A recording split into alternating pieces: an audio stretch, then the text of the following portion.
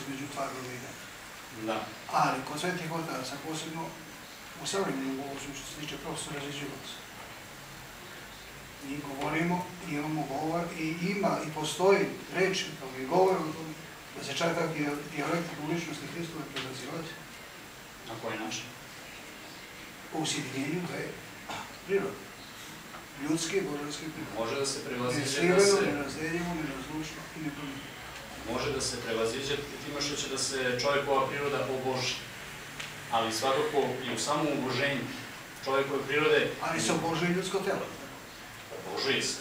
Što znači da nije ljudsko telo? Zašto se izbacuje kao dimenzija ikone Božije? Jedna od dimenzija ikone Božije u čovjeku. Samo ljudsko telo.